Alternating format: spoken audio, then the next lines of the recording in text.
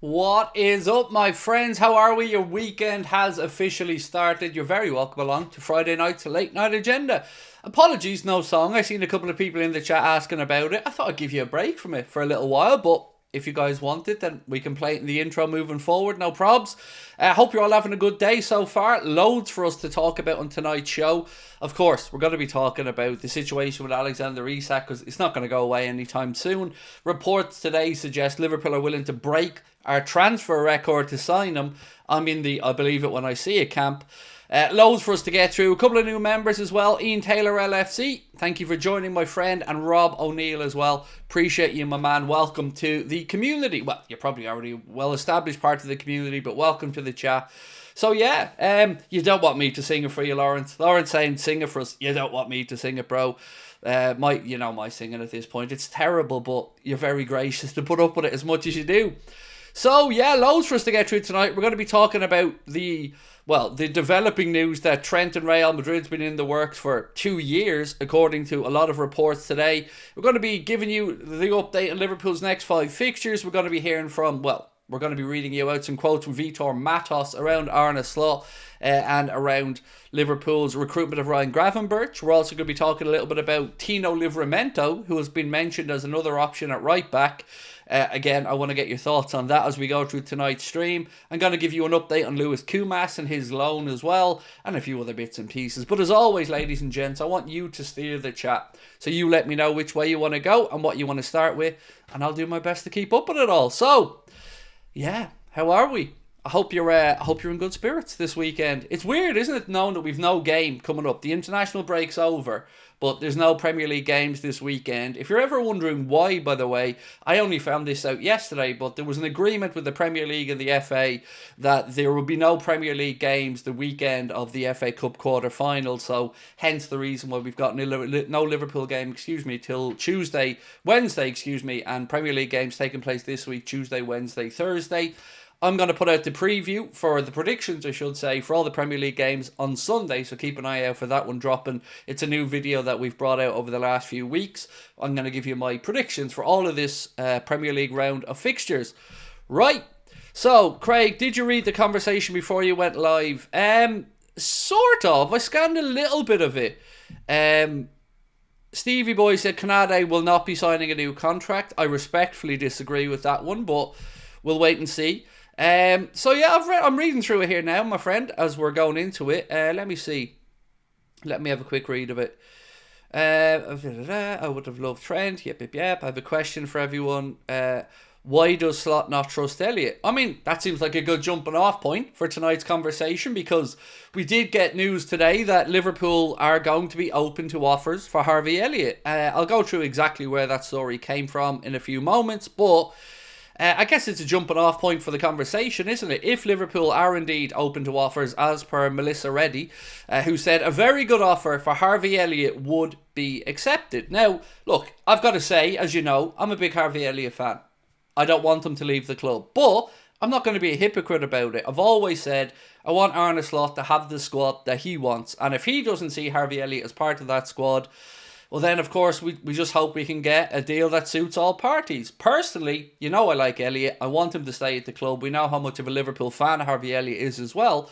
But I guess the question would be, what's his market value? If Liverpool are to cash in on Harvey Elliott, I'd love to know what you guys think would be a reasonable asking price. You know, it's this one tugs on the heartstrings for me, to be honest, because I love players that really want to be here and players that live and breathe the club, and Harvey Elliott is without a doubt one of those players. So let me know your thoughts on what you think a price point would be there, and also if we're to move him on, then surely it would make sense that we're going to bring in another advanced midfielder, and I guess I'm wondering out loud who that may be. There's been mixed reporting around Ryan Cherky of Lyon. Some people think Liverpool are interested, some people reporting that we're not interested. I'm not really sure, to be honest with you. Right, so Paul said 25 million, 45 million for Colin Brooks.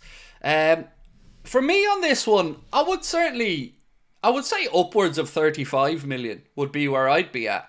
I think Harvey Elliott has shown enough glimpses of talent that he could make a dent in a good Premier League side. So I would certainly say the fact that he's homegrown, would probably add 10 million onto his actual value. So probably about 35 upwards is where I'd be at. But never underestimate the amount of money that Michael Edwards is able to bring in for some of Liverpool's players. We've seen over the years he's been able to command quite a good fee for some players who've been, well, surplus to requirements, shall we say, at the club.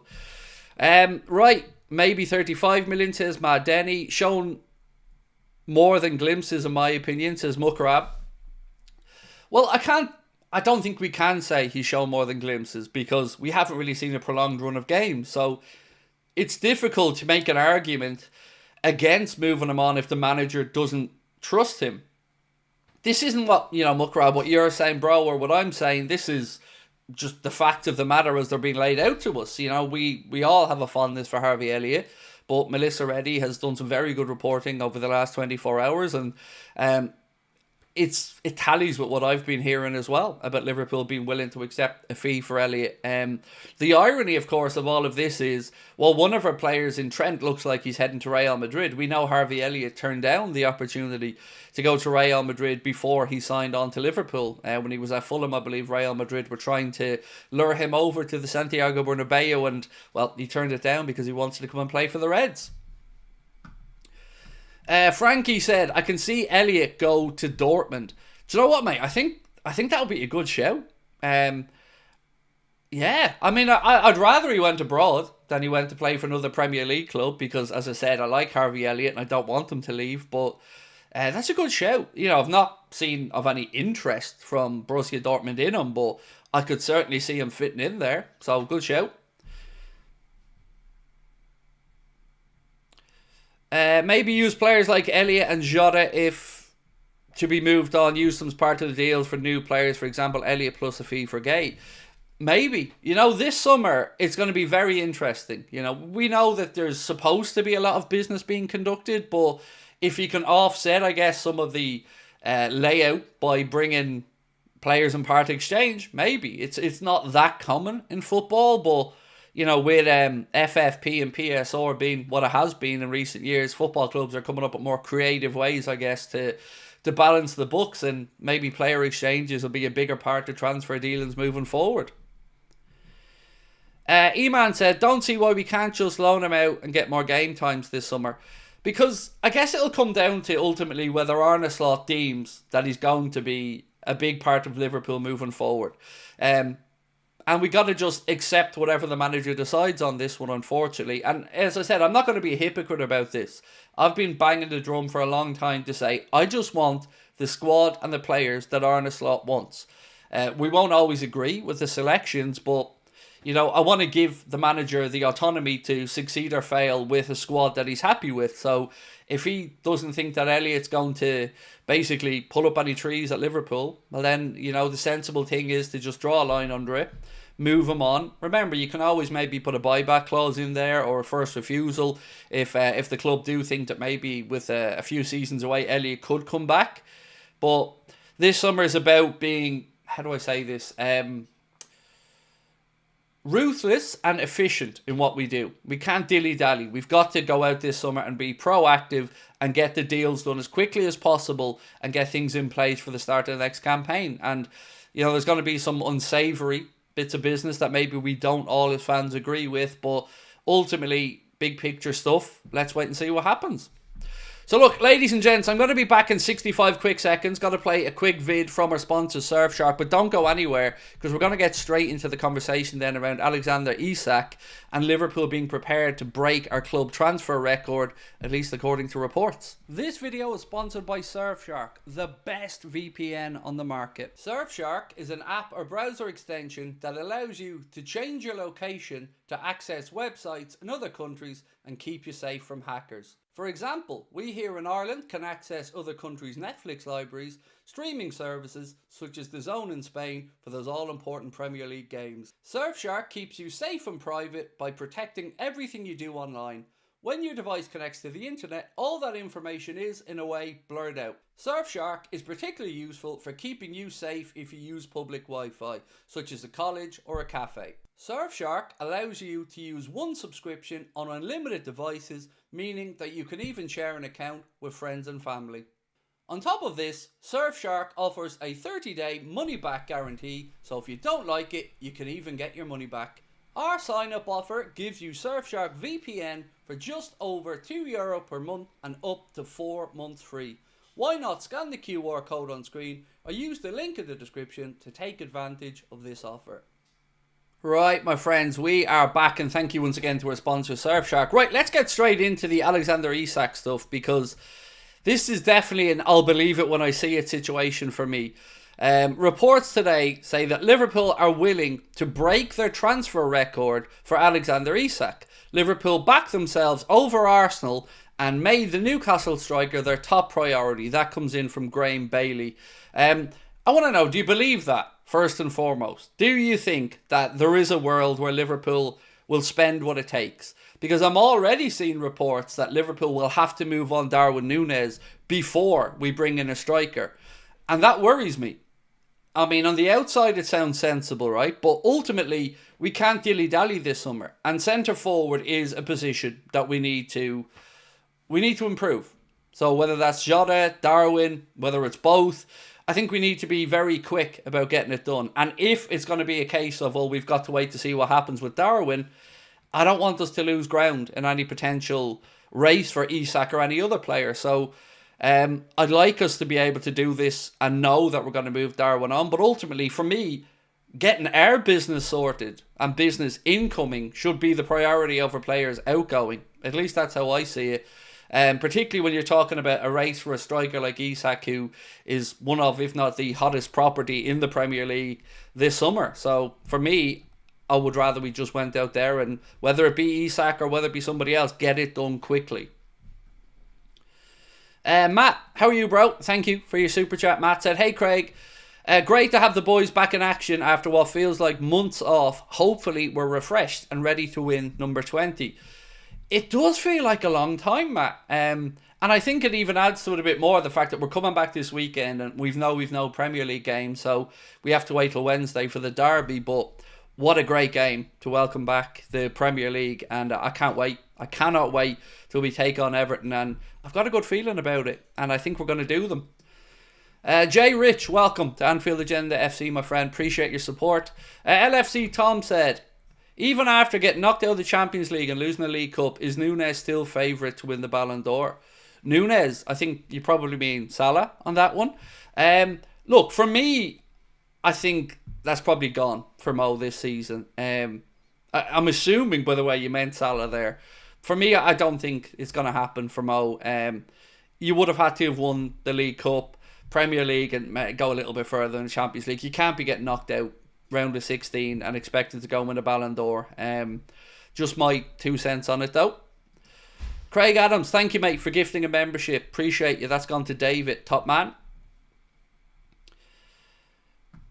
In an alternative universe, John W. Henry has Todd Bowley spending genes. Do you know what, though? Speaking about that, I mentioned to you guys last night that Todd Bowley was, well, potentially in a little bit of trouble. And it's gotten even worse here. So the Daily Mirror have a story that said tickets for Liverpool's potential title clincher at Chelsea are going for a staggering £6,300 each. And they're being flogged by a ticket agency part owned by Blues co-owner Todd Bowley. And what makes this story even more interesting is this ticketing company isn't allowed to operate and sell Premier League tickets in the UK. I was watching this on Sky last night. So Todd Bowley, Chelsea owner, has a company that's selling tickets, or is part of a company that's selling tickets at massively knocked up prices overseas for, I guess, day trippers or lifetime experiences. And the Liverpool game, £6,300. Who pays this would be my first question. Like, who on earth pays that type of money to go to a game of football?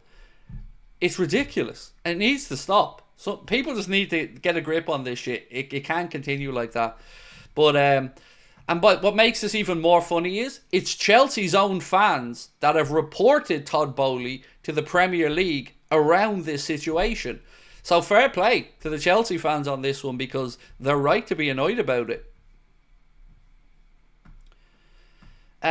E-Man, how are you, my friend? Said, been hearing a lot about Frimpong not being too sound on the defensive side like Trent. Do you think there's any truth to it if it does come through? So, there's definitely some truth to Liverpool and Jeremy Frimpong. Whether that leads to Liverpool making an offer, I don't know. But the two names that are mostly doing the rounds that I've seen are Frimpong and Livramento. Newcastle fans, once again, not going to want us to be talking about one of their players. I totally understand that. But I can only tell you what's being said out there. Frimpong is also apparently of interest to Manchester City. Of course, he came through Manchester City as an academy product, I believe, and then went elsewhere. There's an agreement that he can leave Leverkusen for just over £30 million this summer. And some reports have said that Liverpool have already made contact with Jeremy Frimpong and his camp. Others, I think it was Ian Doyle maybe, if I'm not mistaken, if I got that wrong, apologies, but I think it was Ian Doyle, said that as far as he's aware, Liverpool haven't yet made a formal contact with Frimpong, but does acknowledge that it's a name that's been mentioned. So I guess there's a chance, but if I could be honest and say which one I would take, I'd take Livramento over Frimpong personally, because I just think it's a better fit. But there's something quite appealing about the idea of Bradley and Frimpong as well as options, because they'd be two very good attack-minded options. Will Morgan, how are you, bro? Said, hey Craig, hope you're good. I thought you were gone for walking the dog. My wife loves to interrupt when I work. I don't interrupt her when she goes to the gym, but as soon as I work, she comes barging through the door to disturb everybody because of her headphones. Well, who cares? Get a different pair.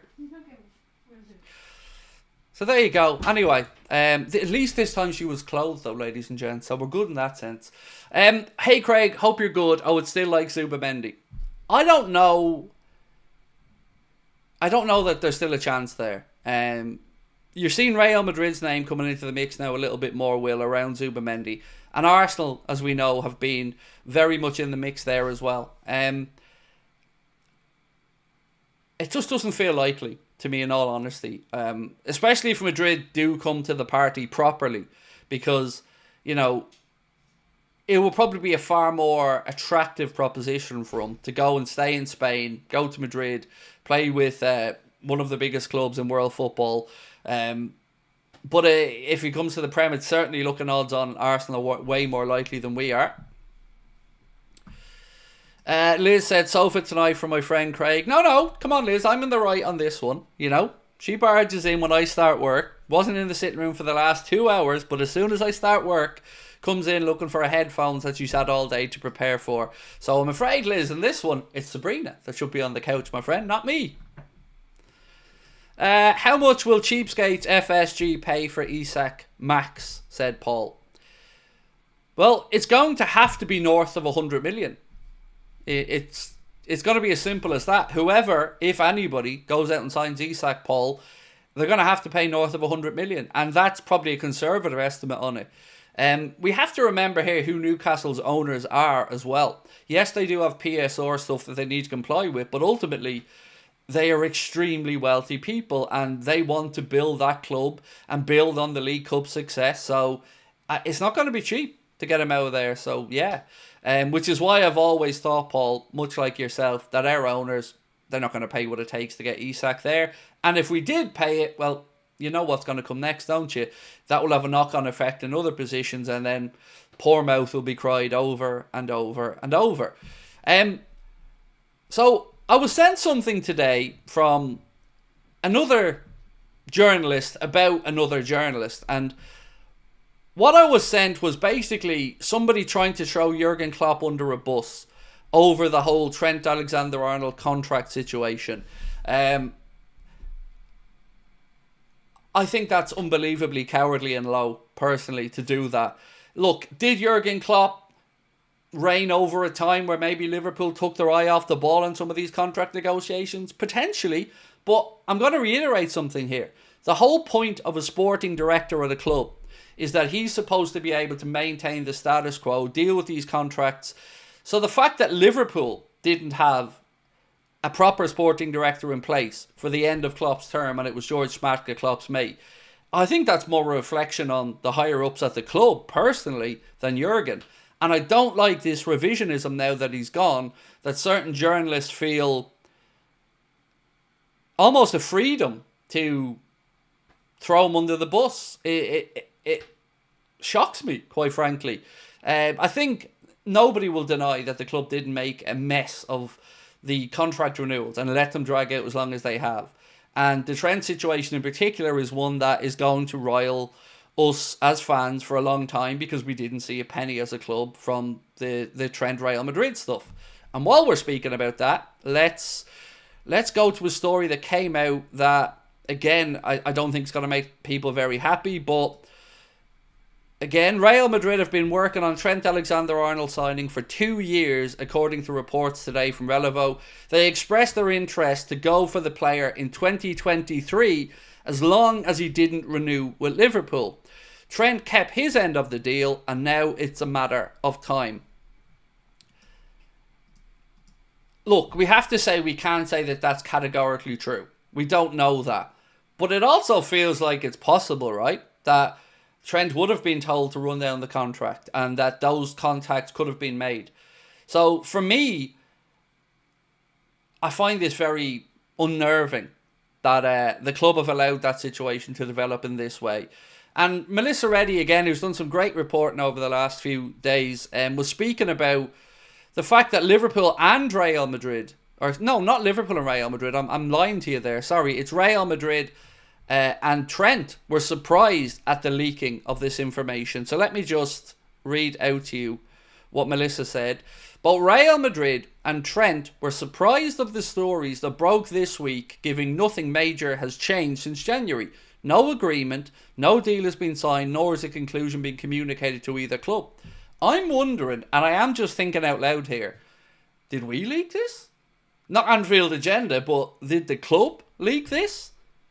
Like, let's think about this, right? We've seen Liverpool getting rinsed in the media by Real Madrid journalists, their fans, constantly just saying Trent's made up his mind, he's going to Real Madrid, don't even try and put up a fight, it's happening. And we've all complained and said, why aren't the contracts being done? And since we've heard that Trent's going to go to Real Madrid, there's also been a very quick attempt at a resolution for Virgil and Mo. So for me, I feel like this was leaked from somebody on our side to ramp up the pressure around the situation and to finally start pointing a finger as if to go, we're trying. Because Melissa Reddy has said Liverpool made some very, what's the word she used? Some very good offers, basically. Some very high-level offers to Trent to stay. So maybe the club have just got fed up and just thought, you know what? This situation has to be resolved because, you know, we're getting thrown under a bus here. So given that all the I'm playing this, you know, quietly, respectfully behind the scenes nonsense is just that, nonsense. Nonsense is the word. And I've said it to you guys for months now. This whole keeping silent stum is not an accident. So for me, and again, just my thought process, I think the club leaked this, or somebody at the club leaked this, to kick this situation along and get a resolution. Just my take on it, though. It'd be interesting to know what you guys think on it. Stargirl, how are you? Just back from my halls. Snap. I've never had a problem with Trent wanting to go to Real. Everybody seeks new adventures. It's the way it's been done I don't like. And that probably summarises my thoughts as well, Stargirl. I've said for months, I just want honesty. I just want us fans to be given the respect that Trent's been given from the same fans. So yeah, I'm with you on that one. You know, I am. If he had just come out and said, I want a new chapter in my life, blah de blah, it would have sucked, but we would have been probably a little bit more understanding of it. But this just feels, I don't know, as a fan I hate feeling manipulated, personally, but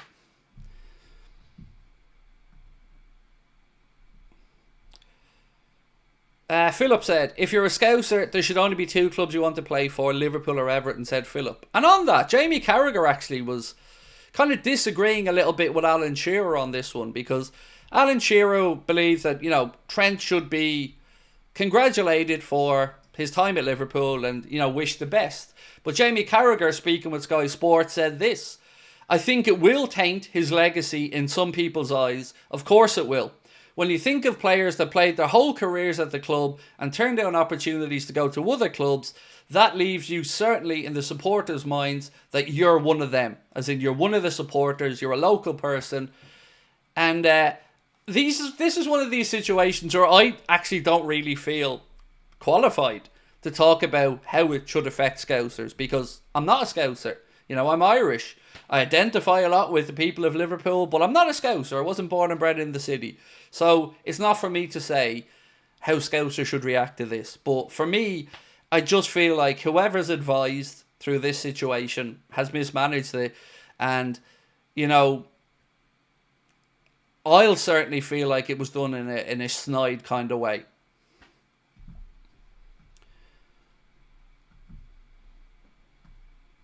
Trent's departure will leave a sour taste, said Colin Brooks.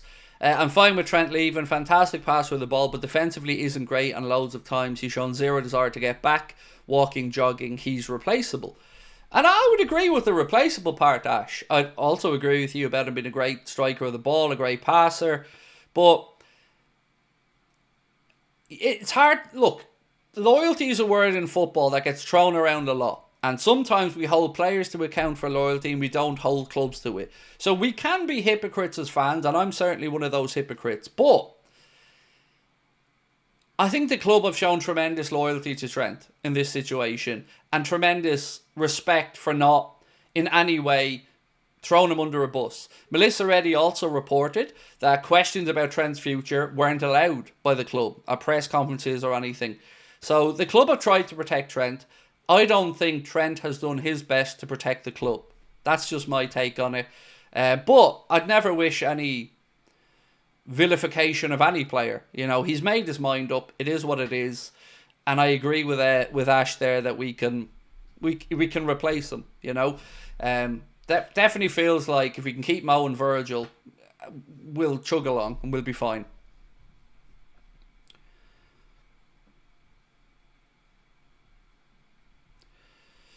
John and Tom Werner outside was listening to Anfield Index the other day, and according to him, Julian Ward is the one handling the contracts. I found that interesting. Richard Hughes apparently on recruitment. Thoughts? For me, I view anybody that's not on the playing side of the club as the same as the owners, if you get me. I don't really care who shit the bed. Whether it was Hughes, whether it was Edwards, whether it was FSG, or whether it was somebody else at the club, Julian Ward or whoever. It's just a mess. A mess that was preventable. And I'm not saying we could have kept Trent, but I feel like we could have looked stronger as a club in this situation. But ultimately, I've always said to you guys, I just wanted to know what was happening, and now it seems like we do. So we need to move, and we need to bring in a right back. So I said to you guys yesterday that there was another event I was going to do, and it's going to be listed from tomorrow morning, so I'm allowed to say it now. I'm going to be doing an event in conjunction with our friends at the Hot Water Comedy Club for the last day of the season. There's going to be a big event at the Hot Water Comedy Club. They're going to be screening the game. I'm going to be taking part in some activities during the day, a few Q&As and a few other bits and pieces that I can't really go into detail yet.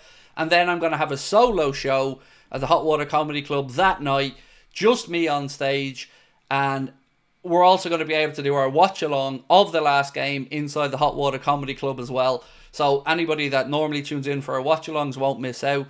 But I'm so pumped. I'm so excited to be in the city for the last day of the season and to be, you know, working in conjunction with our friends at the Hot Water Comedy Club for what promises to be a fantastic event. So yeah, if you're looking for something to do that day, the screening of the game and all, I believe, is going to be free. So come down, and I think it's going to be free, but the show won't.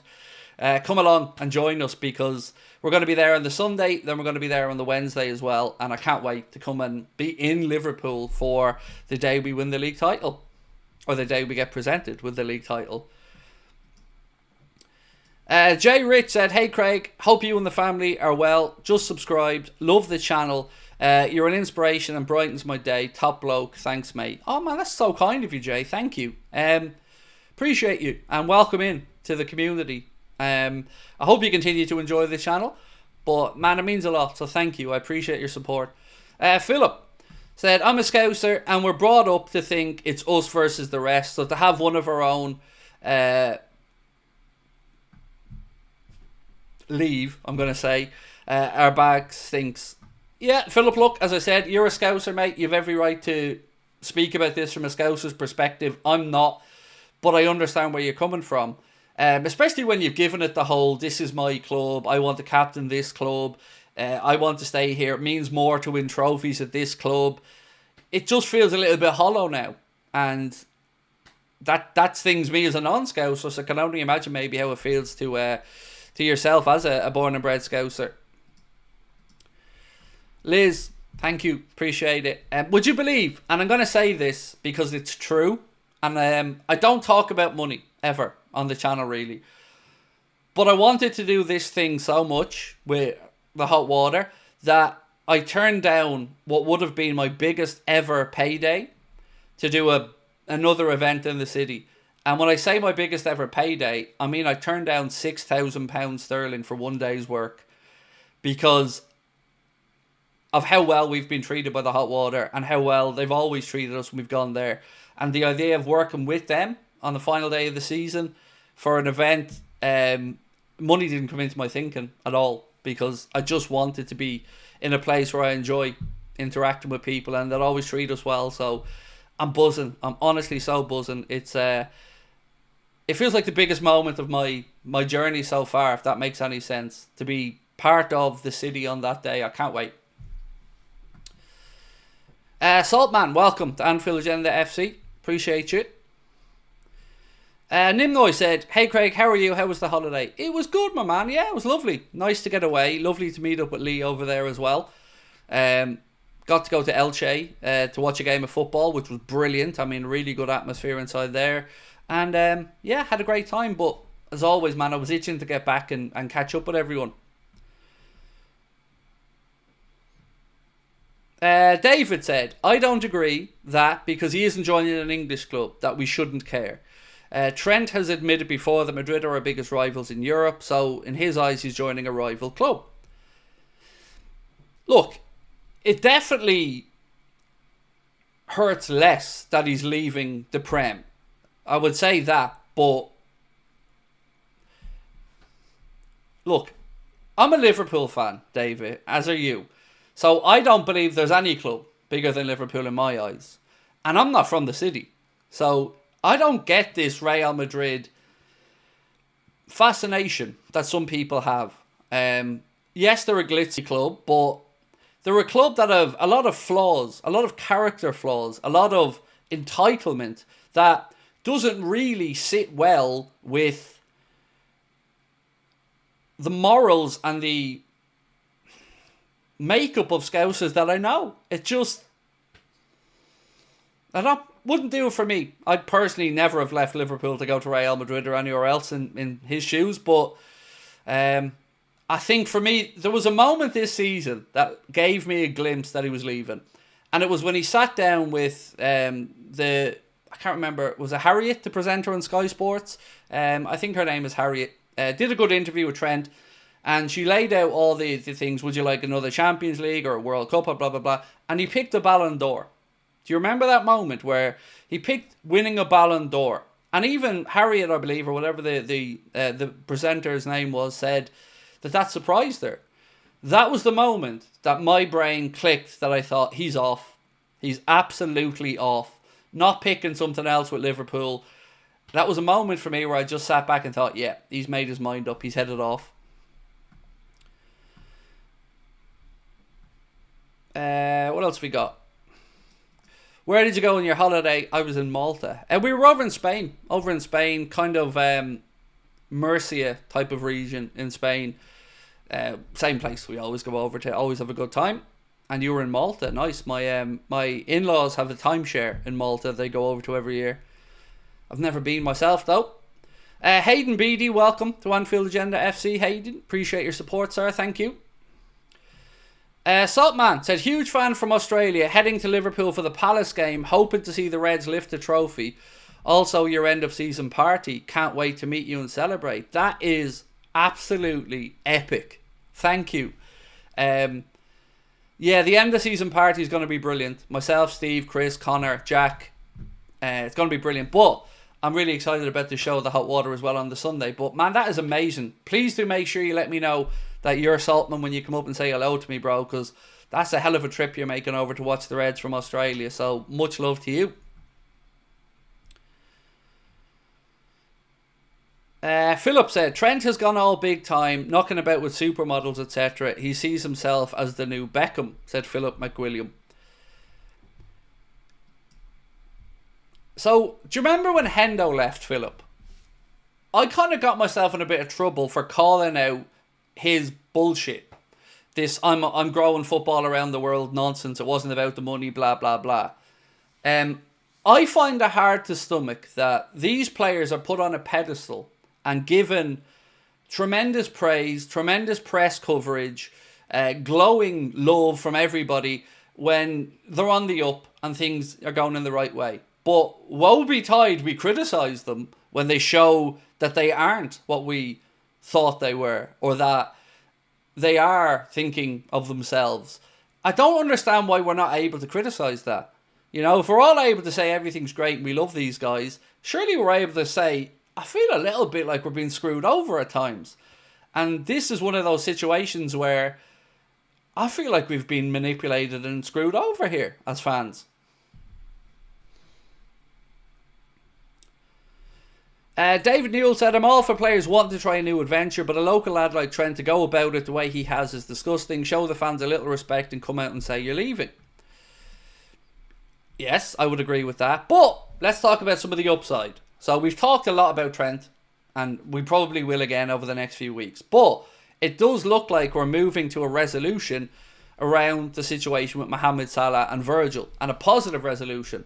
So there's been a couple of reports that I want to bring to your attention. One of them from the Mail that said Mohamed Salah is close to extending his stay at Liverpool. He has received a more convincing offer, partly thanks to the possible departure of Trent Alexander-Arnold, which reduces the wage bill. So remember when I said to you guys a few minutes ago that I get the feeling it may have been somebody on our side that let the Trent story come out this week. I think if you tie this in together with the very abrupt change in the money that's been offered to Mo and Virgil, I think that only adds to my point, or my hypothesis, that maybe this is the case. Because very quickly now we're seeing a real confidence that the two lads are staying. From David Ornstein, I think from Melissa Reddy, from the Mail and other journalists saying that Liverpool feel like this is going to get done and we're going to see them done quickly, because there's been an increased offer.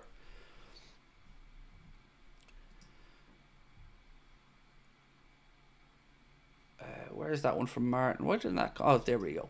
I think he's enamoured with the brand Trent idea, said Martin. Well, he can't wear number 66 in La Liga, so he's going to have to alter that brand somewhat. Doing a bit of research on this one, only numbers 1 to 25 are allowed to be chosen by senior first team players in La Liga, and anything above that is for underage players or youth players. So he's going to have to change his number when he goes to Real Madrid, and he won't be wearing 66 anymore. So let's wait and see what number he ends up with. Hayden said, any news story? I came in late. Don't worry, bro. We're going to go back over it. I'm only kind of just starting to get into the news now. So yeah, I guess the first positive update is that I think we are going to see Salah and Virgil extended, and that makes me very, very happy, because like I said to you guys yesterday, that certainly feels like the summer becomes less daunting for me now, because you're not having to replace the spine of the team as much. So I'm happy with that one, but I'm still unsure of which forward that Liverpool are really going to make that move for, and I want to throw a few names into the mix and I guess get a discussion going about them. Paolo, welcome to Anfield Agenda FC, my friend. Thank you.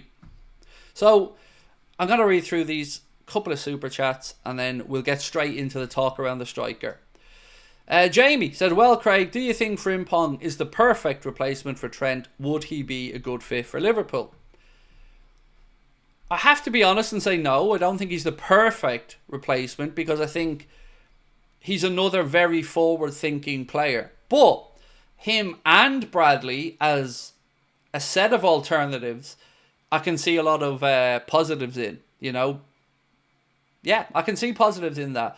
Personally, I like the idea of Tino Livramento over Frimpong, but, you know, I've always said I just want the players that Arna wants. So if Arna has looked at Frimpong and thought he's the guy, brilliant, bring it on. Nolly Pop gifted a membership. That's gone to Andrew James. Thank you, mate. And David Lowe upgraded his membership to Anfield Agenda Ultras. Thank you, my man. Really appreciate that. So, let's talk about a story from Florian Plettenberg and I believe Bild, who said Liverpool target Hugo Ekitike. I'm so bad at pronouncing this gentleman's surname that I'm embarrassed for me. I think it's Ekitike.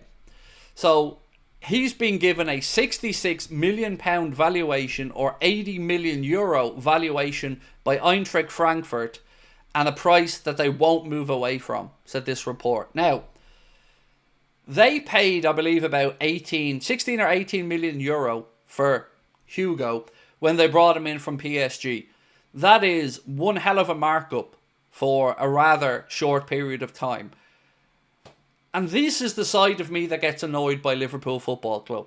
We're a club that love to make every penny count, right? Well, why aren't we moving for these guys before they take that extra last step? Like, when he left PSG, if Liverpool really had eyes on him, they would have known about it when he was at PSG. Because Newcastle were linked with him. He was a name that was doing the rounds. So when he was at PSG and it wasn't working out, why didn't we make that move? Buy him for whatever the fee was, 16, 18 million euro. And if we didn't have space for him at the time, loan him out. Loan him out to an Eintracht Frankfurt and let him play over there. It seems like we're now having to come in, if this is true and we want them, and paying a £50 million markup, which doesn't seem like the best strategy for me. And that could go all the way back to Virgil van Dijk. Gary McAllister recommended Virgil to Brendan Rodgers when Brendan Rodgers was Liverpool head coach, and we said no. He goes to Southampton then for £12 million, and a few years later we buy him for £75 million. If we're supposed to have these brilliant scouts and this brilliant network and all these really clever people, why do we always have to wait and end up overpaying for these talents that are known for a few years in advance? You know, it's just a small little bugbear of mine because it's a lot of extra dough, 50 million quid in the difference.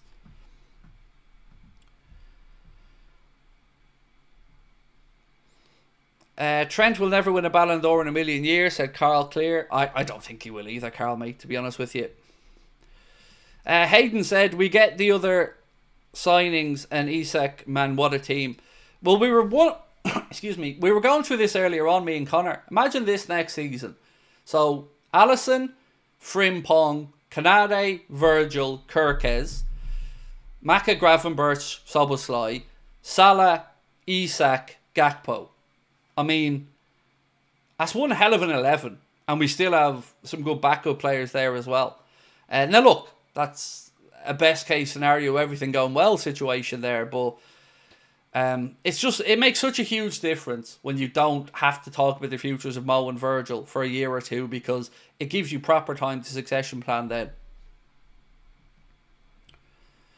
Can we do a poll for the forward? Absolutely, Michael. No problem, man. This is your show. We can do whatever you guys want me to do. Except the broccoli eating, which is a once-off thing. 1 second. So what way do you want me to word the poll? Who do you want or who do you think? Because if we're saying who we want, it's going to be the most expensive one, most likely. So could we go with who do you think Liverpool are most likely to sign? I think that probably makes more sense.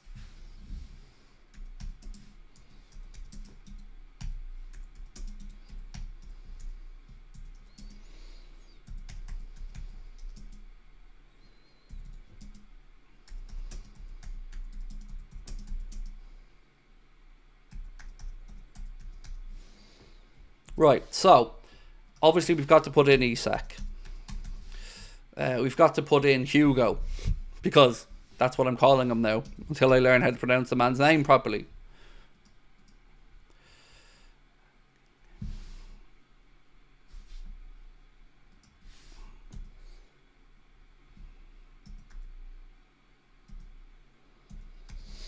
Right, more options, folks. Give me 2 more names. Sheshko, no problem. I think that's a fair one.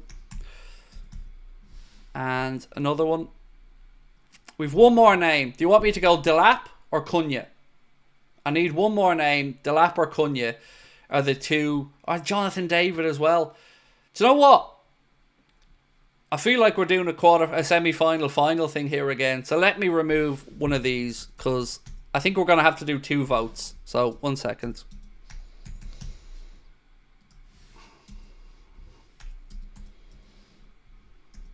Right, so I'm going to do 2 votes. So I've left some people out of the first one. We'll include them in the second one. So here's vote number 1. The options in this one are Isak, Delap, Sesko and Jonathan David. Now, remember, there will be a second one, and we'll have players in that we haven't mentioned here. So we'll throw in Ekitike, and a few others into the second one. So just vote on this one. We'll take the top 2. And do you know what? We don't even need to take the top 2, because that's bullshit. Because whoever finishes first on this is going to beat them in the next poll. So we'll take the winner, and we'll take the winner of the second one, and we'll go from there. Jake Falge, welcome to Anfield Agenda FC, my man. Chris Wood, now stop it, James. Calm down. Actually, hasn't he agreed a new deal, actually? With Forest, if I'm not mistaken. So, while you guys are voting on that, I wanted to raise something that young George brought up in our Discord group. Shout out, George, if you're watching. So, George made a suggestion of who he'd like to see to come in as a right-back option when Trent departs. And the name that George put forward was Nico Williams. Former Liverpool player Nico Williams, now of Nottingham Forest. So I'm going to put that to a vote in a few minutes' time when we go through the forward vote. I'm going to talk about the right back, and I'm going to give you 4 options of who you would like Liverpool to bring in to accompany Conor Bradley as Liverpool's right back options. Because I would have never even thought about Nico Williams. Probably because I haven't really followed his time at Forest that well.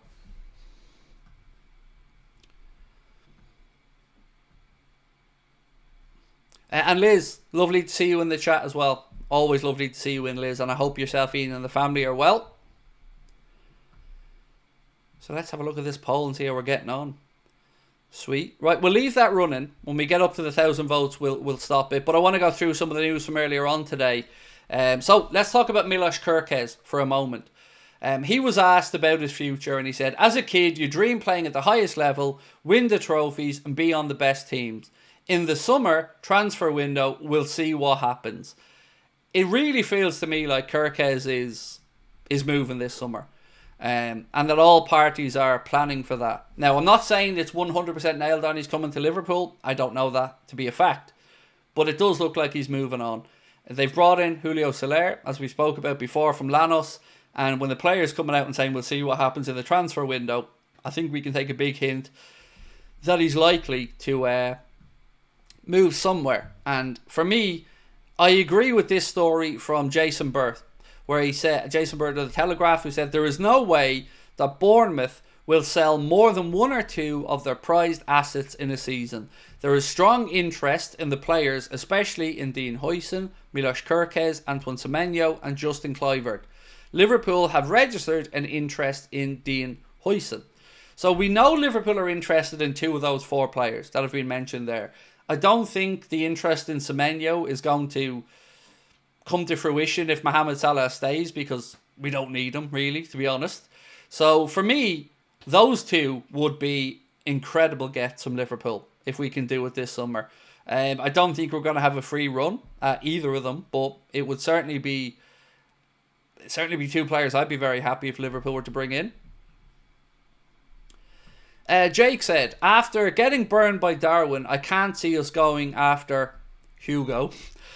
Seems a similar level to Darwin when he was at Benfica. I feel like it'll be Isak or the bargain bin, no one in between.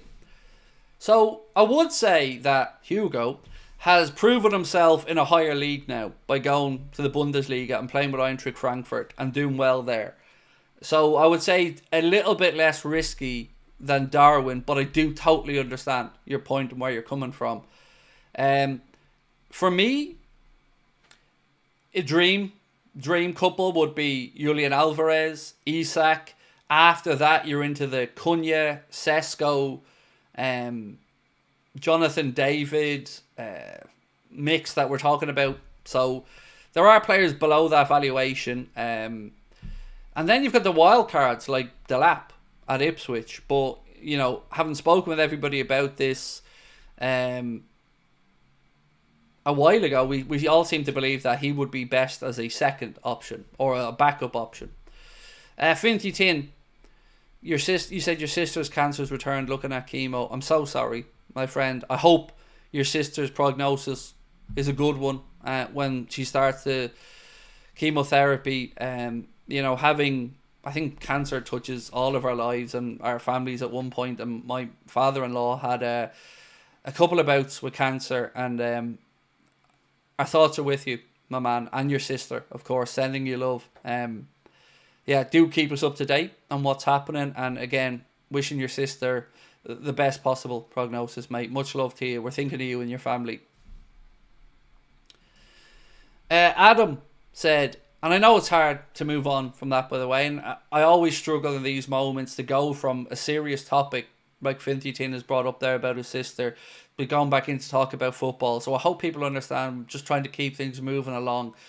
But I in no way mean to underplay the seriousness of what you're going through with your family, mate. And we are here for you if you need anything.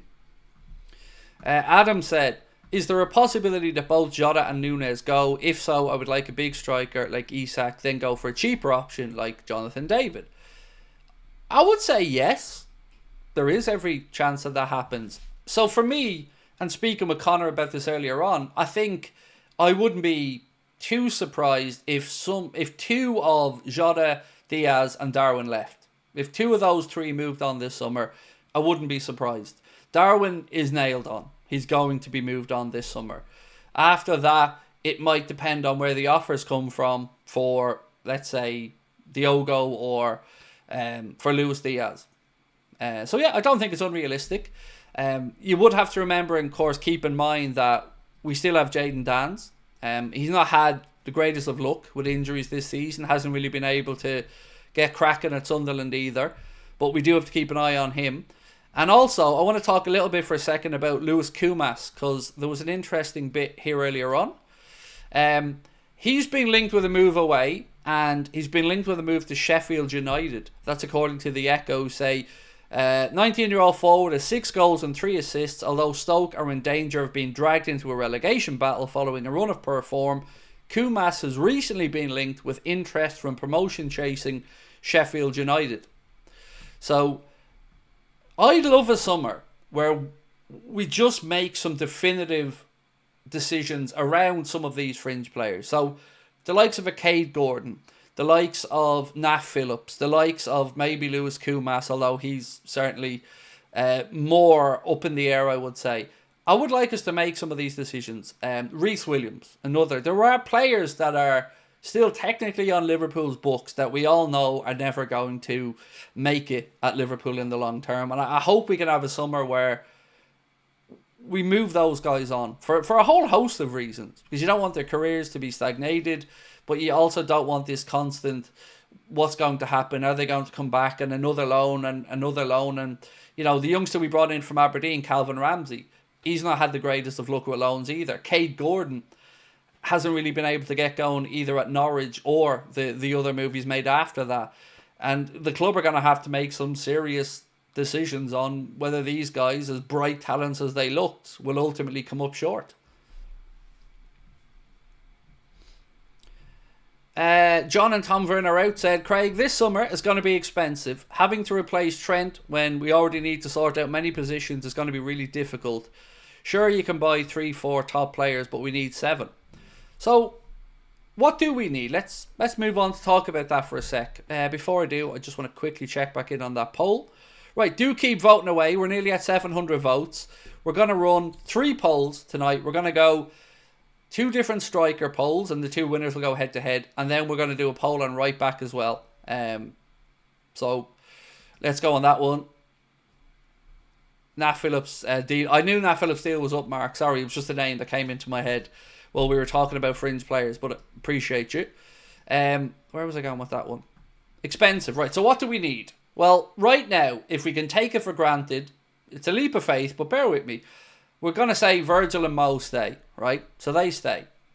Then I think we need to sell Costas and bring in another left back. We definitely need to bring in a right back. And I would argue a centre back, because I think we're going to see some movement at centre back this summer for Liverpool. Whether it's Gomez, Kwanzaa, I think we are going to see some movement. So I'd like a centre back. So that's 3 in defence. In midfield, I've said this before, if Arne Slot wants Stefan Bajcetic to come in and be the guy to rotate in for Gravenberch occasionally, I'm fine with that. But if Elliott leaves, I do want another body in there. So none in dire need in midfield, but certainly keep an eye on it. And then up top, we need a centre forward. We have to. So I don't think it's that much business. You know, you're talking about 4, maybe 5 there, depending on a sale or 2. I don't think that's impossible to achieve in one window. You're talking probably 3 starters in there, which, you know, is a bit of a change. But, you know, the midfield refresh we did, I think we did extremely well. You know, looking back on that, you got to just say they boxed that off really well, George Schmadtke and Jurgen Klopp. You know, to bring in Gravenberch, McAllister and Szoboszlai, you look at that now, and especially for the money that we spent, what was it? Szoboszlai 60, McAllister 38 or something like that, and then Gravenberch was about 30, 38, 40. I mean, that seems like a bargain right now. Mukrab said, left back, 2 centre backs, Gomez leaving, right back, midfielder, Elliott probably going, and Stefan surely gets played, striker, right wing, Chiesa probably leaving. Well, on Chiesa, his father, like I mentioned yesterday, certainly believes he's staying at Liverpool. Said he's very happy with the move that he's made, and that he believes he'll be there next season. So I think we'll get a real indication, Mukrab, about whether he does have a future over these next 9 games. Because if Arne doesn't play him now, after his goal in the cup final, I don't think he's going to get an opportunity. And we have a space that needs to be filled through the middle, because Darwin and Jota have just been too erratic this season. So if he doesn't trust them now, I think then we'll get that indication that he may be off in the summer. But if he does start playing him between now and the end of the season, you know, maybe he stays. Adam said, I really want to keep Diaz. I feel if Slot stopped playing him through the middle and just played him on the left to compete with Gakpo, he'll stay fresher throughout the season. It's such a difficult one for me on Diaz, because I can understand both sides of the Diaz debate. I can understand people that think he's not prolific enough, even from a wide position, but he's definitely a talent, and he's definitely a good attribute. He has good attributes and definitely good enough to be around. I think for him, again, it may come down to what he wants to do. Liverpool have 2 years left on his deal. We know he's on a relatively modest wage compared to some others at the club. So from our perspective, you wouldn't be rushing to kick him out the door. But it is that stage now where if you're not going to extend them, you probably should be looking to sell because of his age.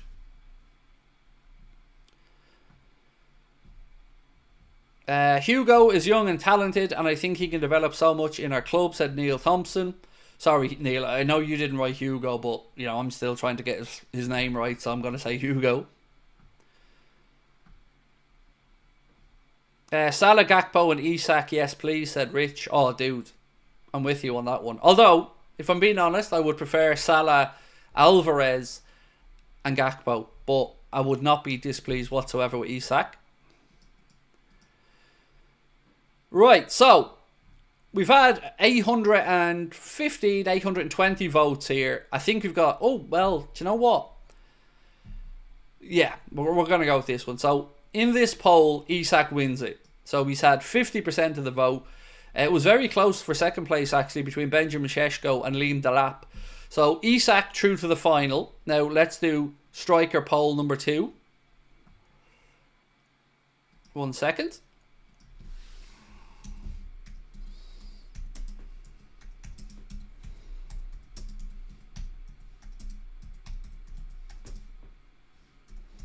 Right. So, poll number 2.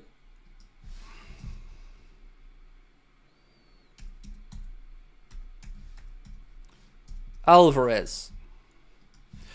Who else did I... Ekitike or Ekitike? I can't pronounce that dude's name, lads. I'm awful. 1 second. Whee. Right, cool. I need 2 more options. So, Cunha, we haven't put in yet either. Right, I have 1 more space for a forward. I've got Alvarez, Hugo, Cunha. Need 1 more. So, give me 1 more suggestion for a striker. I'm trying to think around. Whose name have we not brought up yet? I said Jonathan David. Done that. Oh, I know.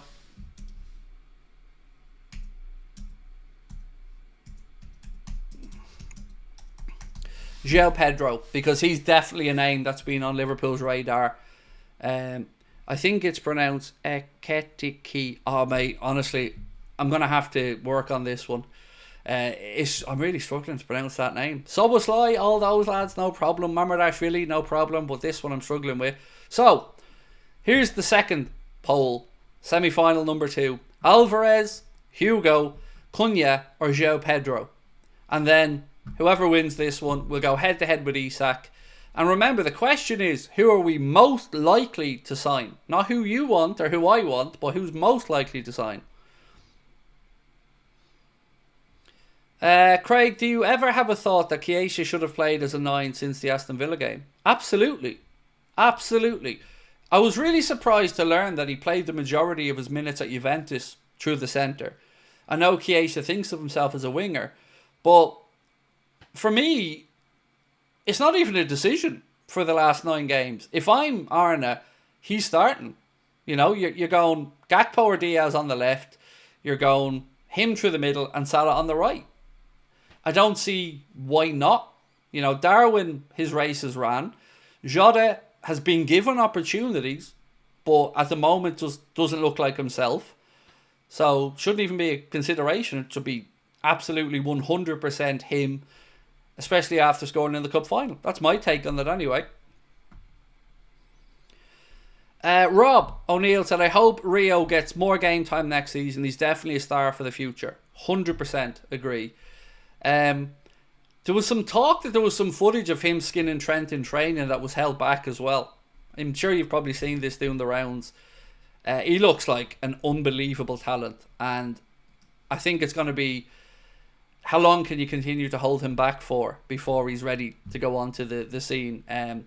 I'd say you'll see him involved in pre-season quite a bit, and then the manager will make a decision from there. Muckrab said, Craig, it's fine, we can't pronounce Irish names. There's some Irish names that I can't really pronounce either, to be honest with you.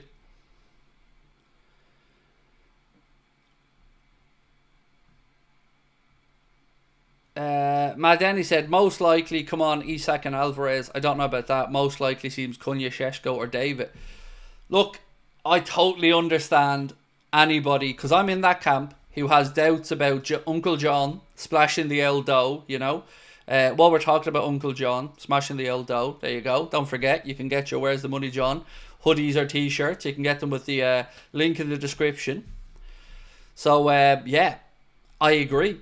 But I'm not a journalist. All I can do is bring the stories that are written to you guys, and we discuss whether we think they're true or not. And there's so much written about Isak and Liverpool from, pick a journalist, it doesn't matter, they're all talking about him, that it would be wrong of me not to throw his name into the mix. And I'll also add this in. This is more ammunition for the likes of me if they don't get this done. So if we end up, like you've said, with a Cunha or somebody else, we'll know why. It'll be because of the cheapness of the owners, and there's no getting away from that. So what's that phrase? I'm willing to give them enough rope to hang themselves in this situation, and see what happens.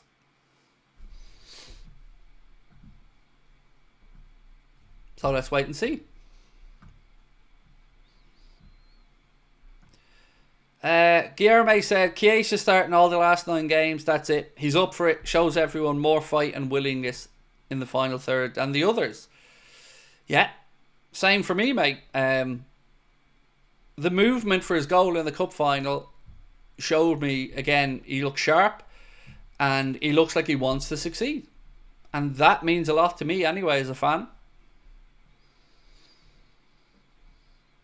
CJ V Edits said, Craig, do you think we should go Gomez and Kwanzaa swap trade for Gordon and Isak? There's no world that they're getting rid of those two in the same window. None. Gordon signed a new deal as well. I don't know if that new deal has a clause in it or not, but there's definitely talk that Gomez and or Kwanzaa could be part of a move to Newcastle. Whether it's anything to do with Isak or not, we'll wait and see. But it kind of sprung a conversation between me and Connor again today about Kwanzaa and his future. What do we think on Kwanzaa? Because there's been lots of reports that Newcastle are 100% interested in Jarell Kwanzaa. And I've seen mixed reporting on Liverpool's thought process around selling him. You know, has he convinced Arne Slot? I'm unsure on that. I do think he's a good talent. I do think that we haven't seen the best of him yet. But he went a very long time without really being trusted by Arne Slot again after the Ipswich half-time substitution. Has only really started to be introduced again when we've had some right-back concerns. Although he has played, you know, a few minutes here or there at centre-back at the end of games this season. I'm just unsure what Arne Slot thinks about Kwanzaa and his long-term future. I wonder, is there a number that Liverpool would do business at? I don't know, is the honest answer, but I'm wondering, is there a number? Joe Gomez, look, it feels like every summer now we're talking about whether Joe Gomez will angle for a move away or not. There's no doubt he was part of that conversation in the summer when we were looking at Anthony Gordon. His name came up in conversation. With Newcastle, Gomez and Kwanzaa were two potential make-weights in that deal. Although Liverpool had no interest in getting rid of Kwanzaa at that time. Colzer, how are you, my man? Said, would you rather just Isak or a few signings? So, a few signings, but I will say we shouldn't even be having this conversation, Colzer, because I think we're so browbeaten as Liverpool fans because of the cheapness of FSG that we have these conversations. I don't think many other fan bases of a club as successful as us, who has been as frugal as us in the market, would be sitting here talking about whether we can just have one good player in the market. I think it speaks to how underwhelmed we've been with the transfer activity of these owners that we're even thinking these things, let alone having the conversations about it. So in your scenario, I'd rather have a few signings, but ultimately both should be possible. We should be able to get Isak, and there still should be money. And look, some of the money that's going to come this summer is going to come from sales, and that's all right. Nothing wrong with that, as long as it's the right sales and not somebody who's pivotal to our first 11.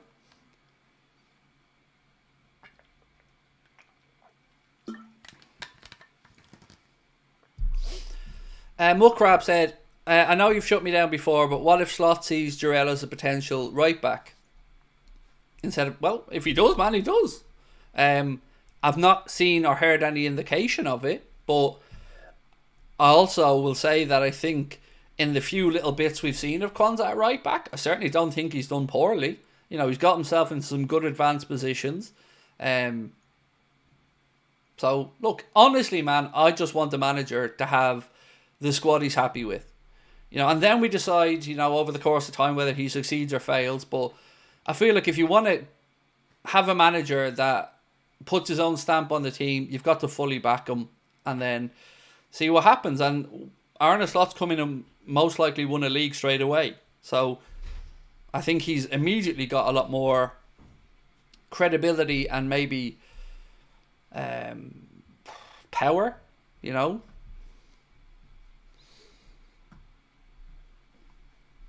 Ian Taylor said, Diaz definitely goes. We wouldn't be sniffing around players like Baina, Williams otherwise. Again, I agree. I said this a few times. I think 2 of Núñez, Jota and Diaz leaves this winter. Or this window, excuse me.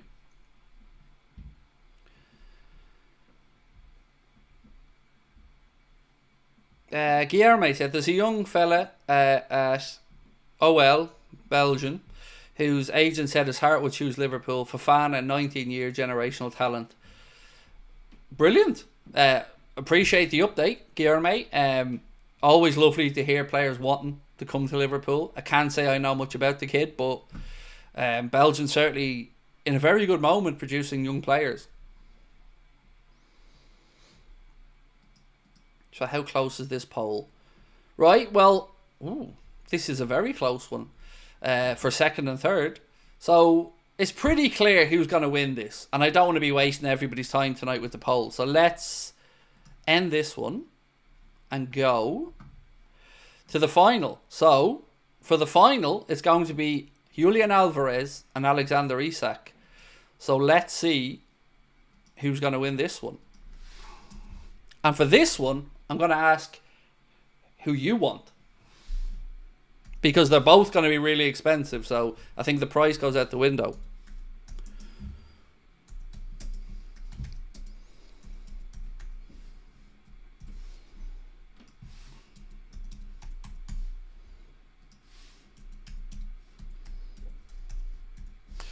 Right, so who do you want? Isak or Alvarez? And then we'll move on to do one on the right back situation. So do vote away on that one. And thank you to everyone that's voted so far. Remember, even if you aren't a member and you can't comment, you can certainly vote in the poll. So please feel free to do so. Rob said, Craig, do you think Gomez could be involved in a deal for Huijsen from Bournemouth? Oh, God. I don't know where Joe's mind would be on that one. That would be, I mean, it would be a big step down for Joe. With all due respect to Bournemouth, it would be a big step down to go from a club like Liverpool, where you've won the Premier League a couple of times. Well, he will have by the end of the season. European Cup and lots of domestic trophies. I would feel like he'd want to be going to a club looking at Champions League football. Personally, whether that's a Villa, a Newcastle, remains to be seen. But I just don't think so. I think, and with Bournemouth's own recruitment model, I think it's more likely that they'd want as much cash in, the 50 million that you could get for Huijsen, and then reinvest that in another young talent.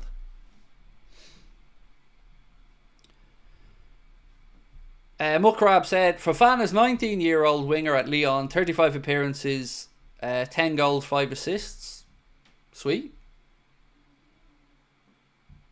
Also, another player, of course, who'd be mentioned to us from Lyon was Ryan Cherky, but I'm wondering out loud, like, if we got rid of Elliott, are you going to look at the likes of a Cherky or somebody else completely?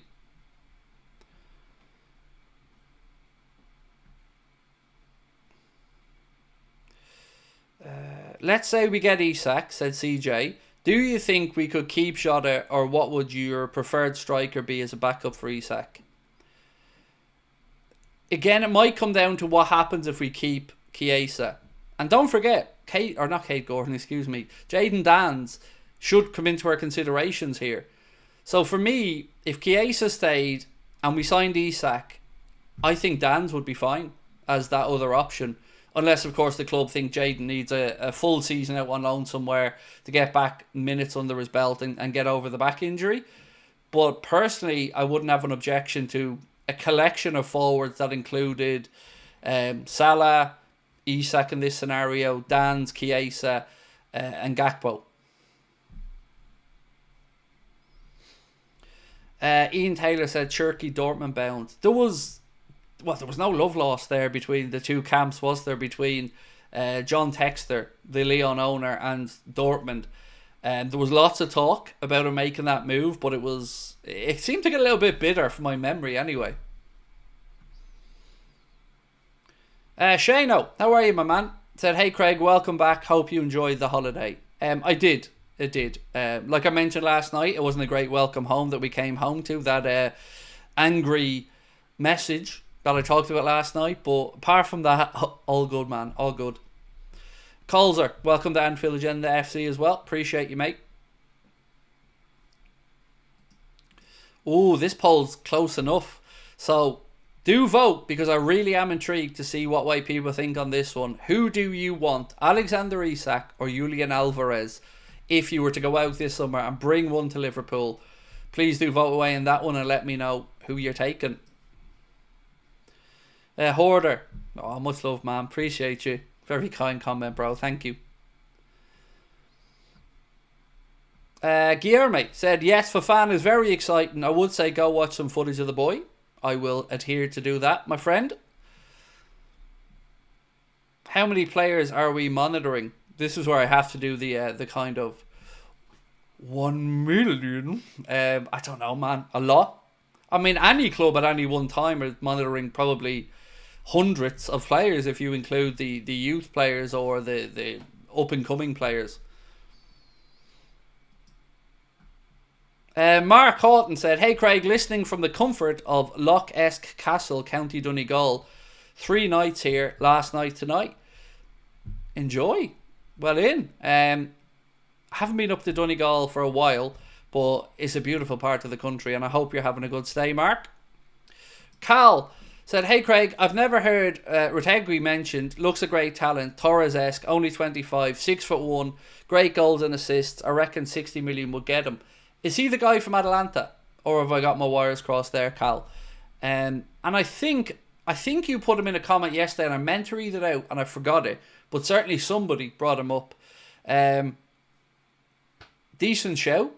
I don't know enough about him, but again, it's another name into the mix, excuse me. And if it is the same guy I'm thinking of from Atalanta, well, we know Atalanta have got some good players in their team. Corbin, how are you, my friend? Said, hey Craig, I struggle to believe we're going to spend. And I totally get it, mate. I totally get it. Like, I'm not trying to come on here to say that I believe all these stories about us spending money. But what I have to do is at least be open-minded to it. Because if I'm not open-minded to it, I have an agenda. And I'm very suspicious of these owners' motives. And I'm very suspicious of their lack of spending. And I've called them cheap on many occasions. But there's been so much written and said about Liverpool going to spend serious dough this summer that, as I said earlier on, I want to just sit back and wait to be convinced. And if it happens, I'll be a very happy fan. And if it doesn't happen, I feel like we've got the answer of what type of owners we have. And I feel like any debate around FSG or their methods or their desire to win goes out the window. So, as somebody who has questions about these owners, this is a win-win summer for me. We either get the backing that our manager deserves, or we get to find out that these lads are spoofers. And I've already seen a change in... do you know what? I want to ask you this. Have you seen a change in tact to what Liverpool fans now expect from journalists around our club? And again, I don't want to single out any journalists here because I know how sensitive they are. So I want to know if you notice it, because I have. I think people are now finally starting to demand better work from these people and more authenticity of reporting and not just parroting bullshit opinions. And I think we've made a contribution to that as a community. And as have our friends on, other outlets or aggregator accounts on social media. These people are finally starting to be held to account. And they don't like it. Tough.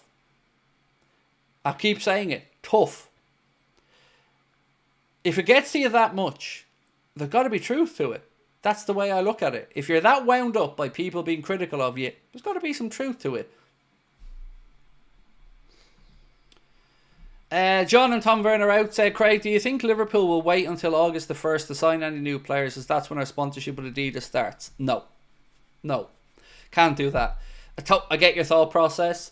I think that's why the club shop is being done. I think that's going to be launched in August along with the Adidas retro gear and all the other stuff. But no, man, we can't do it. Not when there's 2 transfer windows. So we know there's one from June the 1st to June the 10th. And by the way, in case you're wondering why they didn't just keep the transfer window open, because it operates from June the 1st to June the 10th, then from June the 16th till September the 1st. And the reason why is because in Premier League's own rules, the summer transfer window can only be a maximum of 12 weeks. And if they had have left it open from June 1st all the way through, it would have been 13 weeks and it would have been in breach of their own rules. Winter transfer window can only be a maximum of 4 weeks according to the Premier League's own rules. So that's why we have this kind of weird situation where you've got the June the 1st to the 10th window and then 16th to September the 1st. Ian Taylor said, the fans' expectations have been heavily managed over the years. Some of us know this and have grown tired of it. And I'm one of those people. I don't know, Ian, when it became a dirty word to have ambition. And when it became dirty to demand that your club steps up and acts the way it projects itself in the world.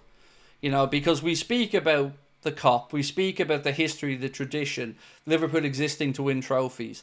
And then when we ask to be operated in that way, some people feel like that's a dirty word. And I'm sick of it. I'm sure you are as well. So yes, mate, 100% I agree that our expectations have been managed. And that's why I'm so outspoken in my belief that we need to push back.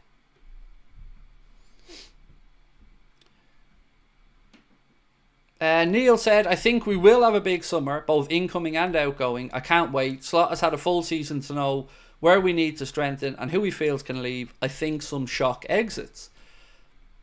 I think it's a pretty balanced post, Neil. Thank you, my man. Muckrab said, Craig, I do want to mention that Fofana has 6 goals, 1 assist in the Europa League in 9 appearances as a winger. Nice one. Mary said, I've heard a few channels calling them out. Yes, it's about time. So, it's not been easy, Mary, to call them out. And I applaud any other channels or podcasts or outlets that are now starting to step up as well. Because there's a lot of power behind the people that are trying to keep us all down. And I know I sound like a right-wing nutjob here coming out with some of this shit, but it's true. There is too much power in football clubs and the way that they deal with the media these days. So much so that we spoke about Liverpool, and Melissa Reddy saying Liverpool were banning any questions about Trent's future. This is bullshit. This is cowardly. And it's only because of these yes men that this situation's allowed to exist. You know, clubs have every right to skirt around questions, but people should be free to ask them. What's wrong with saying, is Trent heading off? The club should find a way of getting around answering that without answering it, but to tell people what they can and can't ask it's just nonsense. And it's an absolute power grab. And I don't like it. I don't like it one bit. And I don't understand why any dissenting voices always have to be squashed and threatened. And that's what's happening with us. You know, I mean, fucking threatened with the police. The police for having an opinion by a journalist. Like, what type of shit is this? That a grown-ass man can't take criticism of a bit of work and wants to run to the police because they're getting grief over their opinions. And I'm the bogeyman in all of this. It's honestly, is laughable. So yeah, good. More people should be starting to question it because I don't like being looked down my nose at by others or by look down their nose at us. I'm not having it. Colzer said, I wonder, was it Slot's choice to assess the squad? At Feyenoord, he assessed the squad and then changed a lot in the next transfer window. It's certainly possible. I think there was like 14, something like that, Colzer. 14 changes in the second full window or a second season with Feyenoord over the course of the summer. Somebody may have a better number than that for me, but I think it was something like that. So, yeah, maybe. And again, it'll be exciting to see quite how ruthless we are this summer in that regard. Corbett said, I feel that we will spend big. The thing is FSG propaganda. These things always come out when there's some negativity. They go to we spend big in the summer. Yeah, and that's why I've always said that the one thing that FSG don't like is negative publicity. And it's one of the only tools in our toolbox as fans to have a real impact on this stuff. When we missed out on the Champions League, they went out and they spent a load of dough. They brought in, I think we had a 90 million net spend. They brought in Gravenberch, Soboslai, Maka, and a few others. But you're right. Whenever fans push back, shit happens. So this is why I say, speak out. I never want anybody to be vitriolic. I never want anybody to get personal. I never want anybody to hound people or say disgusting things. But nobody is above reproach. And these guys are making billions off this football club. They should be held to account. And if the people that are so-called serious people in the media aren't going to do it, then fuck them. We'll do it for them. Ian said they'll balance the books as best they can, even if it means leaving positions weak in depth. They've done it to us far too often. I don't think the fans are going to let it happen this summer, though. I think they're going to be held to account for it. Because there's, like, I'm trying to think of it from an excuse perspective as well. There's no more, we don't know what's going on with the contracts. There's no more, Arna needs to assess the squad. There's no more Hughes and Edwards getting their feet back under the table. Everybody's had more than enough time. There's more than enough time for plan A, B, C, and D to be put in place. So now, there's nowhere to hide. You go out, do your jobs, or we know what we're dealing with. Mary said, you've been running solo for a while. I'm so glad for you. Just hope they keep it up. It's been really difficult, Mary. It has. I'd be a liar if I said it hasn't taken a toll on me mentally. It has. But one thing that I want you to know about me is that I don't back down. I don't cower down to anybody if I think I'm in the right. I will be polite, professional, but I won't bow down to anybody. I don't care how many threats I get. I don't care how much people try to undermine our channel. I don't give a shit how many opportunities they take away from us. I'm going to have my fucking say. And if people in positions don't like that, tough. This is the freedom I have with a platform I've built with people who want to be here with us. And it's my job to say what needs to be said. And I'm going to continue to do it. No matter what gets thrown at me, legally, the police, or anything else, I'm going to stand my fucking ground and I'm going to say what needs to be said. Because somebody has to do it. And I just want us all to be happy. I just want us to have the club that we should have. And if the owners step up this summer, you won't hear me saying, where's the money, John, anymore. I don't have any desire to have a go with the owners. But I call it as I see it. And if they step up, I will acknowledge that. And I will give them the credit for that. I'm not an idiot. You know, I just want what's best for our club. And I don't want us as fans to be taken for mugs. I'm sick of it. Cal said, I've got a feeling that once FSG continue with the stadium expansion, which is looking more likely now with the new houses being built and railway opening up, they'll look to sell us. So there's certainly some credibility to your thought process. I've always felt like they'll only sell when they feel like they've extracted every possible penny out of the club and that the valuation is almost at its peak. And look, that's their right as owners. But they don't get to just sit on their hands while this is happening.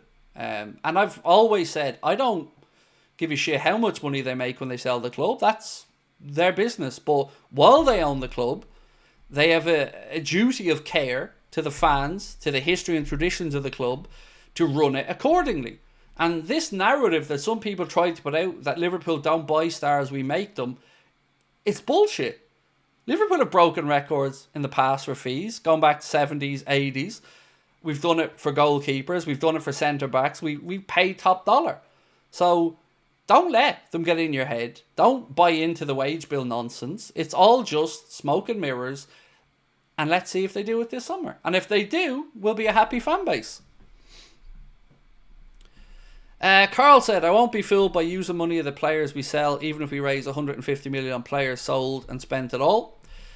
I don't understand the wage bill thing. I'm still trying to get my head around the wage bill going up, because we moved on players, high earning players, Thiago, Matip and Adrian. It was highly touted that was going to be 17 or 18 million saved. We haven't extended many senior players. You've got maybe the likes of Kwanzaa and a few others who've been extended. And yes, there's probably some money carried over, but I still don't understand this wage bill going up in a season where we didn't have Champions League football. It doesn't make sense to me. Vimal Harda, welcome to Anfield Agenda FC, Vimal. Appreciate you, my friend. Rob said, Craig, totally agree. That's the Celtic in us. We stand up for what we believe in. I just don't like bullies, mate. It's as simple as that. I don't like people bullying and trying to keep other people down with intimidation and this gang mentality. And I know how hard some have worked to make sure that this channel doesn't get a platform. And not just us, others of a similar mindset. I keep saying the same thing. Anybody that has been given platforms around our club has one thing in common. And that one thing in common is they don't stir the pot too much. Ian said, but Craig, FSG saved us. I can't stand fans throwing that around. They saved nobody, mate. Again, let's go back to that situation. Royal Bank of Scotland called in the debt. They called in the debt basically to force the sale because, well, they were terrible owners that were in a very bad financial situation because of the way the financial markets were. And FSG got a bargain. And look, that's cool. People buy things at a bargain price all the time. And like I've said, they've done some good stuff at the club. You know, going to Anfield now as a fan for a visit is far more pleasant an experience as it was 15 years ago. You know, the club store at Anfield's incredible. The main stand's brilliant. The Annie Road End expansion's really good. You know, we can talk about ticket prices and stuff like that. But ultimately, lots of good stuff done. But one part of it that I keep coming back to is, yes, it's great, but it also increases their bottom line. It also increases the valuation of their asset. So this is why I keep saying in the transfer market, I want that money spent. Because it's one thing that can't really add tangible value to their asset immediately. Building a new stand is obviously going to make the club more valuable. You know, having a big training centre like the Axe is obviously going to make the club more valuable. These are common sense things. So let's see if they have a desire to win. Lee Maddow, welcome to Anfield Agenda FC. Did the wage bill increase with giving youth players contracts, I wonder? I saw a few players given professional contracts. I doubt to the extent. So let's look at what happened in the 23-24 season. We weren't in the Champions League, so the bonuses and the money the players will have earned from that season would have been less. On top of that, we had players who moved on from the club and they were high paying. And yet, there's always going to be some extensions or some professional contracts given to younger players, but they'll be at the very, very lower end of the wage totem pole. So it still doesn't make sense to me. And I'm glad that it doesn't make sense to some people who are far more clued into this stuff than me as well, because I'm an idiot. But people who are far better versed in this than me have been questioning what's going on there. Right, more news to get through. Vitor Matos, speaking about Arne Slot, said, it's not easy to come to Liverpool, a big club, and replace Jurgen, somebody that was so loved by everyone. Apparently not by some of the journalists who are already trying to throw Jurgen under a bus for the Trent stuff, but we'll move on. What Slot has done is exceptional, of course. The game quality and at the same time being able to win consistently. And that is the most important thing. He's done a brilliant job. An absolutely brilliant job, Arna. And I keep coming back to this. I like to think I'm an optimistic Liverpool fan, but in no way did I think I'd be sitting here now talking to you beautiful people on the 28th of March 2025 knowing we're about to win the league. That's an astounding accomplishment from Arne Slot in his first season with pretty much no improvements to the squad. It's incredible what himself and Ruben Peters and as Sipke Hulshoff and Johnny Heidinger, what they've been able to do, keeping players fit, it's incredible. And they deserve all the credit and all the plaudits that's coming to them. As does the club, by the way, for bringing in Arne Slot. You know, we can't ignore the work done by the club to bring him in as well. Right, so we're nearly at 1,000 votes. So a couple more to go, and then we'll have the answer in the Isak versus Alvarez poll. And then, do you know what? I don't know if we'll have time to do the fullback one. Where has the time gone tonight, by the way? Where the hell has that gone? We'll do the fullback poll in the next stream. I don't know where time has gone. I can't believe it's 20 past 10 already. I feel like I've only been on here a few minutes. Muckrab said, in fairness, Craig, Klopp did win us our first league title in decades. Mate, Klopp's a ledge. An absolute legend. No denying him. And I love Jurgen Klopp.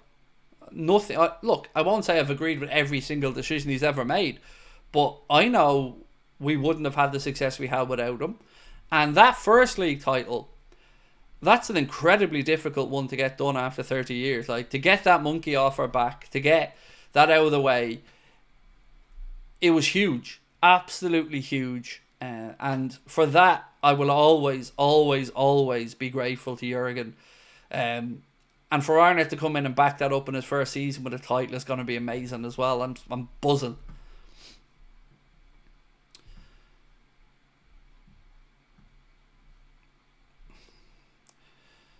Ian Taylor said, journalists just passing the blame, it's what they do. It's shocking though, man. I couldn't believe it when this was sent to me. Anyway, so we said, who do you want, Isak or Alvarez? 57% said that they would take Alexander Isak as the striker for Liverpool this summer. And again, thank you so much to everyone that took part in that poll. Really do appreciate your input. You know, we started out with 8 forwards there and we narrowed it down, and Isak is the one. So let's wait and see what happens. Right, James D'Elia said, Craig, what would your starting 11 be for next season if we sign the players we keep or need? Great to have you back. Thank you, my man. What would mine be? Alisson, Frimpong / Bradley, Canade, Virgil, Kirkes. Same midfield we have now. I think, you know, bring in Stefan, maybe add in another player if Elliott moves on, but I think the starting midfield is the 3 we're talking about. Gravenberch, McAllister, Szoboszlai, Salah on the right, Isak through the centre, and Gakpo on the left. If we started next season with that 11, with a good backup as well, I mean, we could go and look realistically to try to defend this Premier League title. And that's what I want as a fan. I don't want to go into next season thinking we don't have a chance to win the title. I want to go into next season thinking that we're going to defend this league title. And the piss that would boil if we did that would be unbelievable. Because there would be no more PGMOL title, no more COVID only title, no more blah, blah, blah. If we can defend this league title, it puts an exclamation point on the end of it. And it's 2 fingers up to everyone that tries to undermine what the club are doing.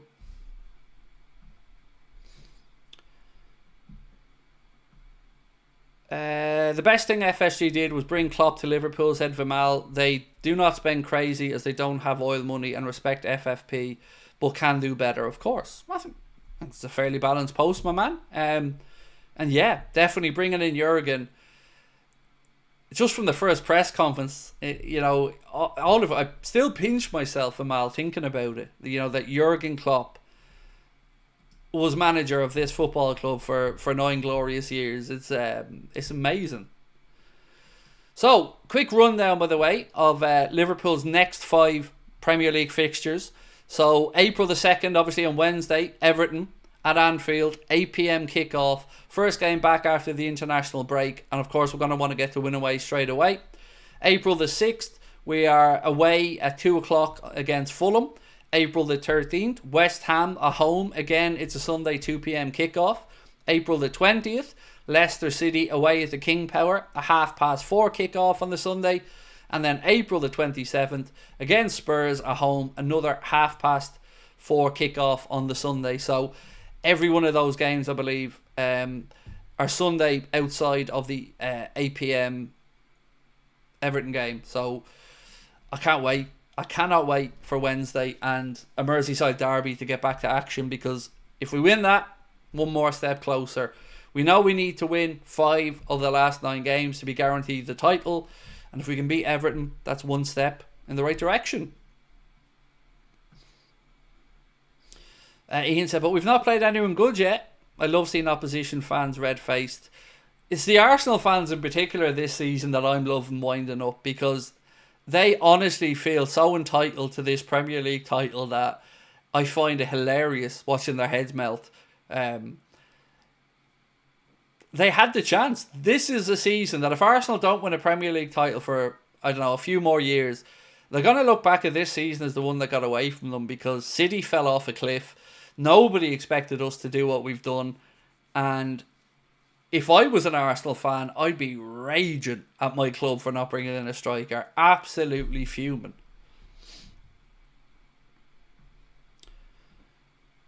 Mad Denny said, right back most likely next season is probably Morton/Kwanzaa to cover for Bradley, but I hope we get Livramento or Frimpong, but not convinced since we've so many positions to fill. So there's been some talk that right back isn't a priority for Liverpool in this window. Whether you believe that or not, I don't know. I want to go to a story here from TBR Football that said Liverpool are prepared to break their transfer record to sign Alexander Isak. However, Joe Gomez, Jarell Kwanzaa, Harvey Elliott and Ben Doak could all be offered in a swap deal to help bring the price down. Again, mixed reviews on the Kwanzaa stuff. Some journalists saying Liverpool have no intention of selling Kwanzaa. Others saying that we're open to the idea. What else we got?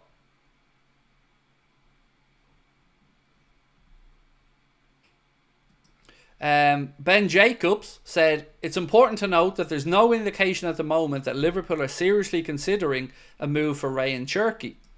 So again, this is one I've been unsure of as well. There's been kind of hot and cold stories on Ryan Cherki and whether Liverpool are interested. Melissa Reddy said that Mohamed Salah and Virgil van Dijk are desperate to stay at Liverpool, and optimism remains that both will renew. Strong optimism. Jason Burt of The Telegraph, we went through this one earlier on, said he'd be absolutely amazed if Bournemouth sell more than 1 or 2 of their prized assets this season. There's strong interest in Dean Huijsen, Milos Kerkez, Antoine Semenyo and Justin Kluivert, and Liverpool have registered an interest in Dean Huijsen. So I'm going to record another news update video in a few minutes time, going through some stories that I haven't had a chance to go through tonight, and of course recapping the topics that we did cover on tonight's late night agenda. I need a little favour from you guys before we finish up though. 2 quick things. 1, if you can, do hit that like button for me. And also if you haven't subscribed, I'd love you to do that. And don't forget that our end of season party at the Hot Water Comedy Club is taking place Wednesday the 28th of May, where myself, Chris, Steve, Jack and Connor will all be together for one night only, including me being put on the spot and interviewed live on stage for the first time. And going on listing tomorrow will be the last day of the season show that I'm teaming up with our friends at the Hot Water Comedy Club to do as well. They'll be screening the game at the venue. We'll be doing an Anfield Agenda show that night, and there'll be another few things to be announced over the coming weeks as well. Keep an eye on it. So keep an eye on the Hot Water Comedy Club website and Blackstock Market as well. And yeah, thank you for another great night. I always appreciate your support so much. And yeah, we will see you guys tomorrow. Same time, same place. 8:30 probably, actually. Yeah, 8:30 tomorrow. I'd like to go a bit earlier at the weekend nights. And yeah, thank you all so much. Appreciate your support. Means the world to me. Really do. So yeah, much love. Keep an eye out for this video. It'll be dropping in about 20 minutes. and I'll catch up with you tomorrow. Enjoy your weekend. Bye bye.